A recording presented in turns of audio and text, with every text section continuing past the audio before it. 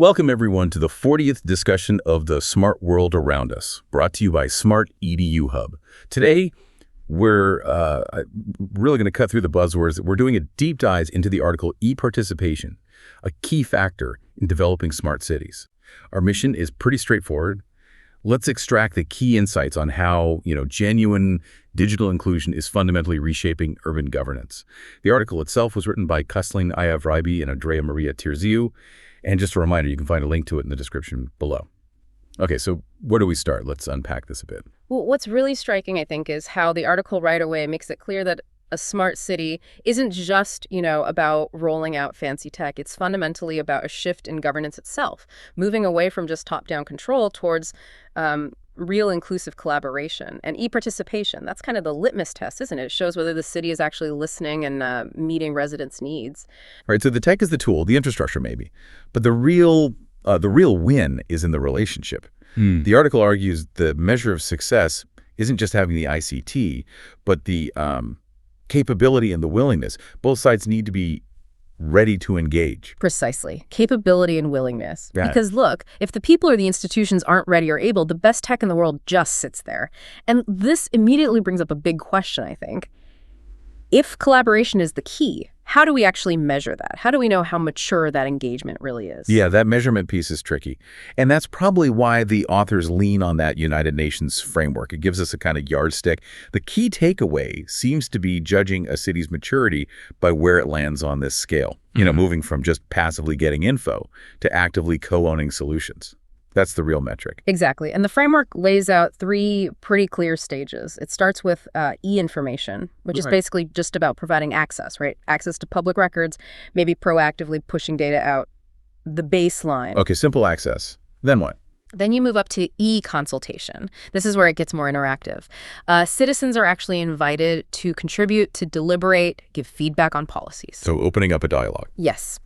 And then the final stage, the sort of pinnacle, is e-decision making. This is the real goal. Empowering citizens not just to comment, but to actually co-design policies, maybe even co-produce public services alongside the government.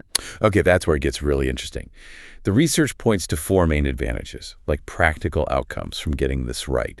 Things like greater government transparency, which is huge, a sharper focus on what citizens actually need, increased involvement too, right? Especially using tools people already use, like social media, and improved government responsiveness. They mentioned online petitions, like the system Germany's parliament uses as an example of that responsiveness in action.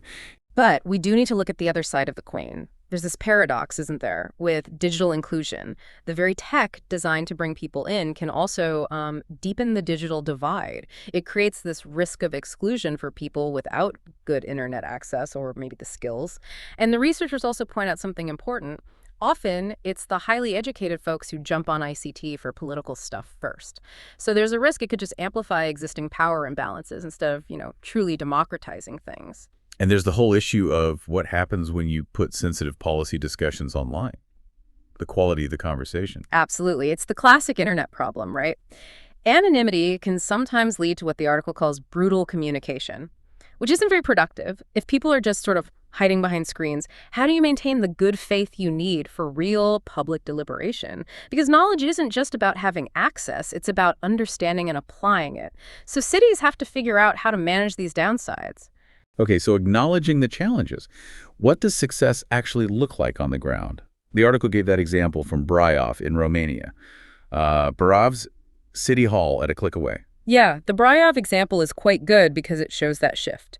From citizens just being, recipients of services to being active, informed partners. They didn't just digitize old forms. Yes, they built an integrated web portal, but crucially, they also launched an automatic call center. Think about that. It lets people check tax records, permit status, whatever, 24/7. No need to wait for office hours or talk to a person. It basically turns City Hall from a building with opening times into a constant resource. That, plus the electronic payment system for local taxes. Hey, sounds like it really boosts efficiency, transparency. Exactly. Efficiency, transparency, and importantly, equal access for users who can navigate those systems. So when you boil it all down, the research really seems to hammer home that an informed, participating society is just, a stronger society. E-participation isn't some tech add-on. It looks like it's essential plumbing for genuinely responsive cities and a closer state-citizen relationship.